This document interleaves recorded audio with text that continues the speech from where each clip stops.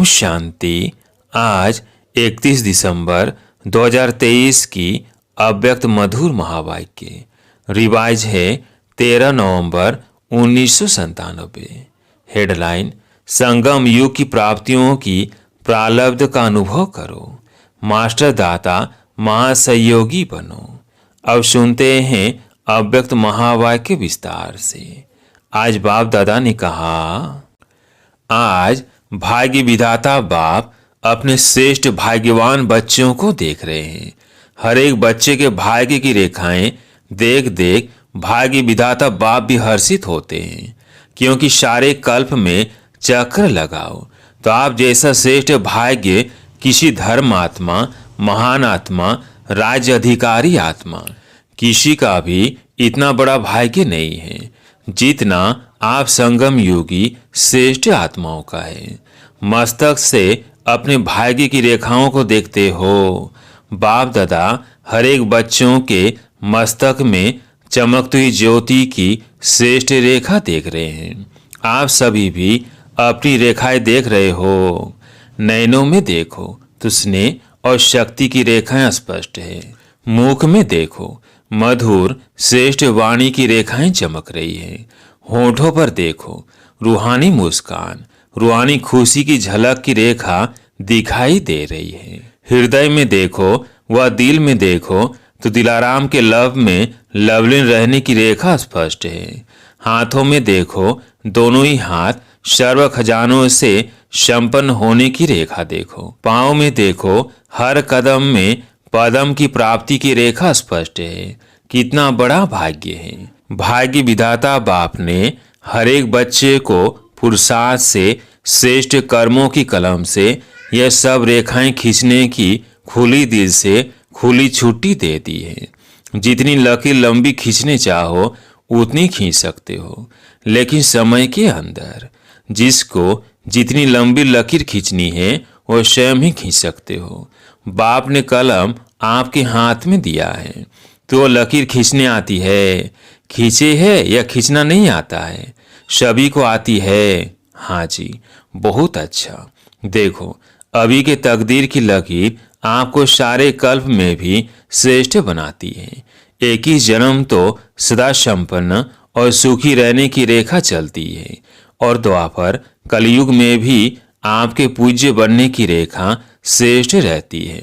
तो इस समय के भाग्य की रेखा सारा कल्प सदा साथ चलती है, क्योंकि अविनाशी बाप की अविनाशी रेखा है। तो सदा अपने श्रेष्ठ भाग्य की रेखा स्मृति में रहती है। रहती तो है, लेकिन कभी इमर्ज रहती है, कभी मर्ज रहती है। वह सदा ही इमर्ज रहती है। इसमें कम हाथ उठा रहे हैं। देखना, सदा इमर्ज रहे। इमर्ज रहने की निशानी है कि पुरानी स्मृतियां, पुराने संस्कार की रेखाएं मर्ज हो जाती है।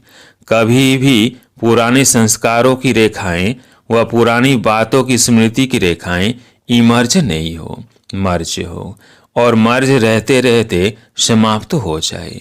जहाँ श्रेष्ठ भाग्य की रेखाएं इमर्ज है, वह पुरानी रेखाएं इमर्ज होना असंभव है।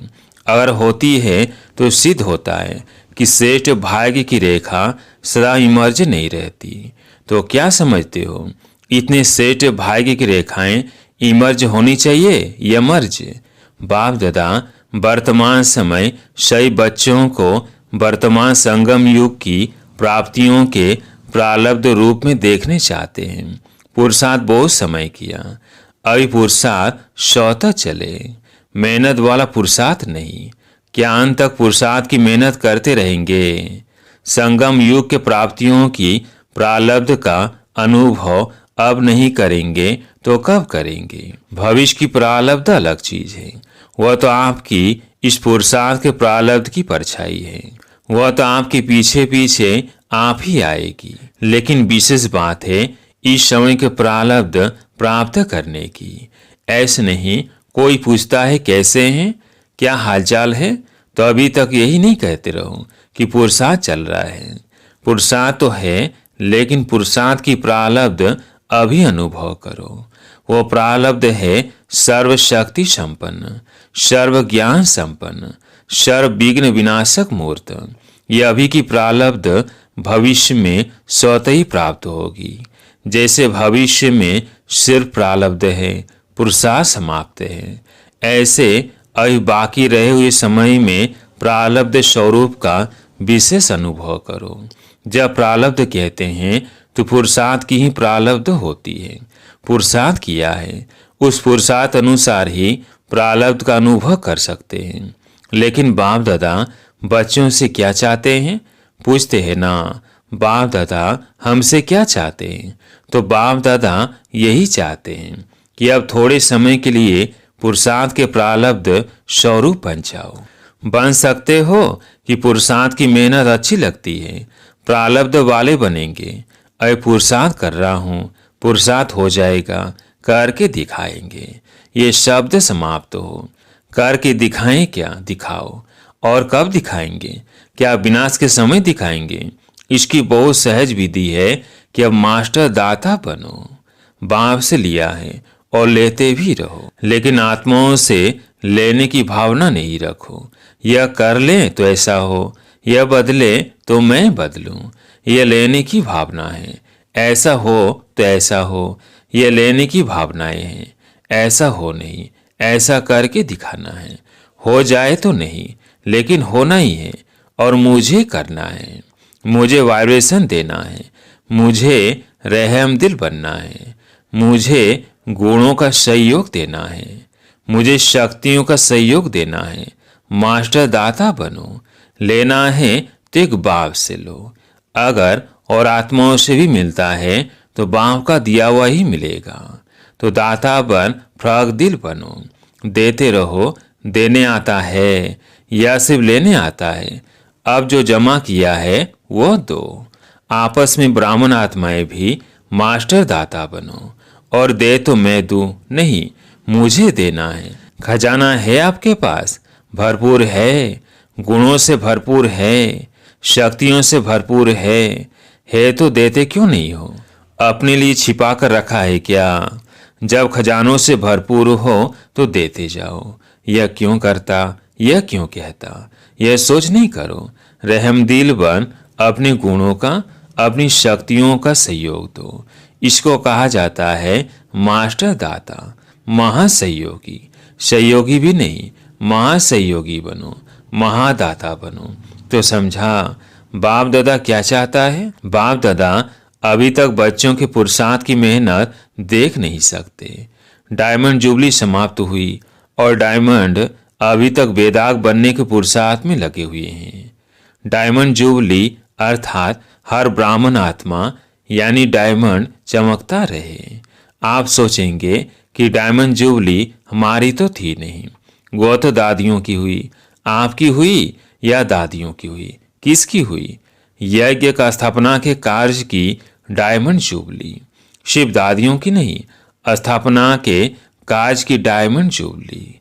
तो आप सभी चाहे 2 साल के हो, चाहे 12 साल के हो, चाहे 50 के हो, लेकिन स्थापना के कार्य के निमित्त होना या नहीं? निमित्त हो। ब्राह्मण माना ही ब्रह्मा बाप के साथ स्थापना के कार्य के निमित्त आत्मा, वही ब्रह्मा कुमार या ब्रह्मा कुमारी कहला सकते हैं। तो ब्रह्मा कुमार कुमारी सभी हो या पुरुषार्थी कुमार कुमारी हो? क्या हो? ब्रह्मा कुमार ब्रह्मा कुमारियां अर्थात जन्म लिया और ब्रह्मा बाप के साथ ही स्थापना के निमित्त आत्मा बने। तो ऐसे नहीं सोचना हम तो अभी नए हैं, हम तो अभी छोटे हैं, लेकिन समय के अनुसार जब समय समाप्ति के नजदीक है तो छोटों को, नयों को इतना ही तीव्र पुरुषार्थ करना ही है।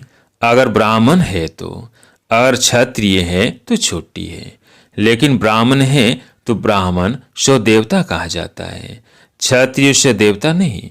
तो ब्राह्मण आत्माओं को स्थापना के निमित्त बनना ही है ही निमित्त। इसलिए अय मास्टर दाता बनो। दान नहीं करो लेकिन सहयोग दो। ब्राह्मण ब्राह्मण को दान नहीं कर सकता, सहयोग दे सकता है। तो क्या कहा? महादाता और महासहयोगी बनो।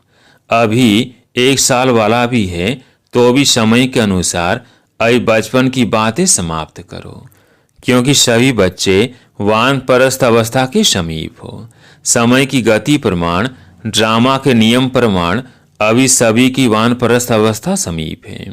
बाप दादा जानते हैं कि बच्चों का बाप से जिगरी स्नेह है।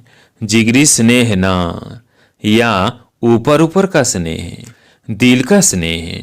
तब तो भाग कर आए हो ना। देखो, बेहद के हॉल में बेहद के बाप के बच्चे बेहद के रूप में विराजमान है। यह हॉल अच्छा लगता है ना, या दूर लगता है? देखो, बैठने में तो दूर है, लेकिन बाप दादा अपने दिल की बहुत बड़ी स्क्रीन में आप सब दूर बैठे हुए बच्चों को अति समीप देख रहे हैं, दूर नहीं देख रहे हैं। बाप दादा के दिल की स्क्रीन बहुत बड़ी है, अभी तक साइंस वालों ने भी नहीं निकाली है, इसलिए आप दूर नहीं बैठे हो, बाप दादा के दिल में बैठे हो। ऐसे समझते हो कुर्सी पर बैठे हो, दरी पर बैठे हो, या दिल में बैठे हो। दृश्य तो बहुत अच्छा सुंदर लग रहा है, फूल पीछे तक भरा हुआ है या कुछ खाली है? बाप दादा देख रहे हैं, पीछे थोड़ा खाली है। देखो, आप लोगों को बाप दादा ने काम दिया था, आप भूल गए होंगे, लेकिन बाप दादा को याद है। कौन सा काम दिया था? क्रोध मुक्त का। आज वो नहीं पूछेंगे, पहला चांस लिया है ना, तो आज क्रोध मुक्त का पूछेंगे तो दिल शिकस्त तो हो जाएंगे। बाप दादा को रिजल्ट पता है, पूछेंगे। आप लोगों से भी वहां से रिजल्ट मंगाएंगे। आज छोड़ देते हैं, तो काम दिया था कि 9 लाख तैयार करके दिखाओ।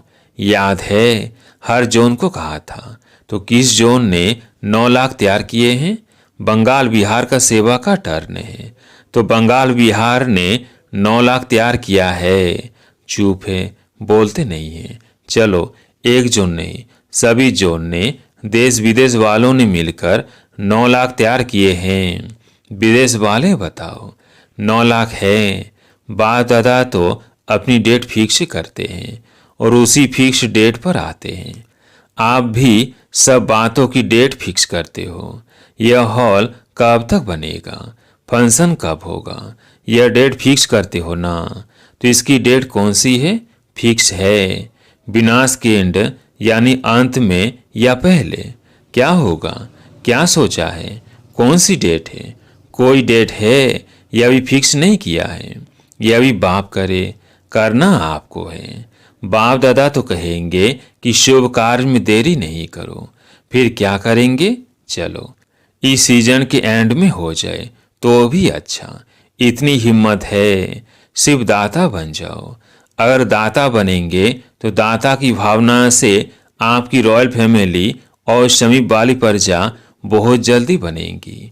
वो लोग तो इंतजार कर रहे हैं, सिर्फ सदा दाता बनने की देरी है, महान सहयोगी बनने की देरी है। ज़्यादा खजाना स्वयं प्रति व सिर्फ स्वयं की सेवाओं के प्रति लगाते हो। अपने अपने सेवाओं की ड्यूटीज में ज़्यादा समय लगाते हो। महान दाता बन, बेहद के दाता बन, वर्ल्ड के गोले पर खड़े हो। बेहद की सेवा में वाइब्रेशन फैलाओ। विश्व राजा बनना है, सिर्फ जोन के व अपने अपने ड्यूटीज के सर्किल के राजा नहीं बनना है। विश्व कल्याणकारी हो। अय बेहद में जाओ। बेहद में जाने से हदों की बातें सौते ही समाप्त हो जाएंगी। मनोबल बहुत श्रेष्ठ बल है, उसको यूज नहीं करते हो। वाणी, संबंध, संपर्क, उससे सेवा में बिजी रहते हो। अब मनोबल को बढ़ाओ। बेहद की सेवा जब ये आप वाणी या संबंध सहयोग से करते हो, वह मनोबल से करो।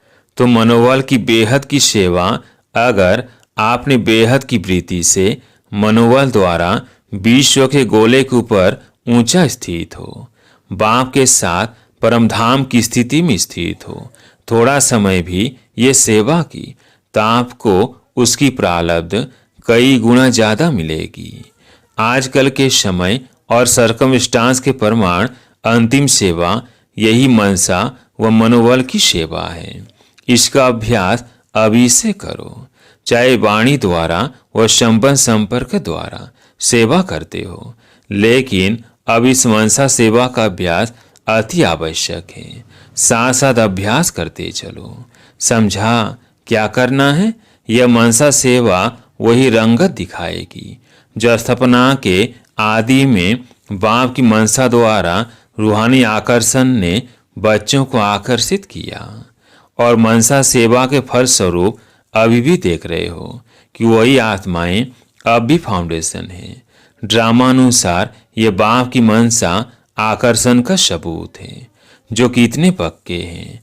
तो अंत में भी अभी बाप के साथ आपकी भी मनसा आकर्षण रूहानी आकर्षण से जो आत्माएं आएंगी वो समय अनुसार समय कम, मेहनत कम और ब्राह्मण परिवार में वृद्धि करने के निमित्त बनेंगी।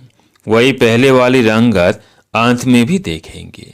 जैसे आदि में ब्रह्मा बाप को साधारण न देख श्री कृष्ण के रूप में अनुभव करते थे। साक्षात्कार अलग चीज है, लेकिन साक्षात स्वरूप में श्री कृष्ण ही देखते, खाते पीते चलते थे। ऐसा है ना? तो स्थापना में एक बाप ने किया, अंत में आप बच्चे भी आत्माओं के आगे साक्षात देव देवता दिखाई देंगे। वो समझेंगे ही नहीं कि यह कोई साधारण है, वही पूज्यपन का प्रभाव अनुभव करेंगे। तब बाप सहित आप सभी के प्रत्यक्षता का पर्दा खुलेगा। अब ये अकेले बाप को नहीं करना है, बच्चों के साथ प्रत्यक्ष होना है। जैसा स्थापना में ब्रह्मा के साथ विशेष ब्राह्मण भी स्थापना के निमित्त बने, ऐसे समाप्ति के समय भी बाप के साथ साथ अनन्य बच्चे भी देव स्वरूप में साक्षात अनुभव होंगे। इसके लिए यही जो आज सुनाया, अभी से प्रारब्ध स्वरूप में स्थित रहो। छोड़ो छोटी छोटी बातों को, अब ऊंचे जाओ। विशेष प्रारब्ध स्वरूप का साक्षात्कार स्वयं भी करो और कराओ। समझा? अभी सभी अपने अनादि स्वरूप में एक सेकंड में स्थित हो सकते हो, क्योंकि अंत में एक सेकंड की ही सीटी बजने वाली है। तो अभी से अभ्यास करो, बस टिक जाओ। ड्रिल कराई। अच्छा, सर्व चारों ओर के बच्चों को सदा भाग्य की रेखाएं इमर्ज रूप में स्मृति में रखने वाली आत्माओं को सदा अपने संगम योगी सर प्राप्ति स्वरूप प्रारब्ध को अनुभव करने वाले सदा मास्टर दाता महासहयोगी आत्माओं को सदा मनसा सेवा द्वारा विश्व के आत्माओं के कल्याणकारी आत्माओं को बाप दादा का याद, प्यार और नमस्ते। वरदान: कर्म योग की स्टेज द्वारा कर्म भोग पर विजय प्राप्त करने वाले विजयी रतन भव। कर्म योग की स्टेज द्वारा कर्म भोग पर विजय प्राप्त करने वाले विजयी रतन भव। कर्म योगी बनने से शरीर का कोई भी कर्म भोग भोगना का अनुभव नहीं कराता है। मन में कोई रोग होगा तो रोगी कहा जाएगा। अगर मन निरोगी है तो सदा तंदुरुस्त है। सिर्फ शेष शैया पर विष्णु के समान ज्ञान का सिमरण कर हर्षित होते मनन शक्ति द्वारा और इस सागर के तले में जाने का चांस मिलता है। ऐसे कर्म योगी ही कर्म भोग पर विजय प्राप्त कर विजयी रतन बनते हैं। स्लोगन: साहस को साथी बना लो तो हर कर्म में सफलता मिलती रहेगी। साहस को साथी बना लो तो हर कर्म में सफलता मिलती रहेगी। अच्छा, ओम शांति।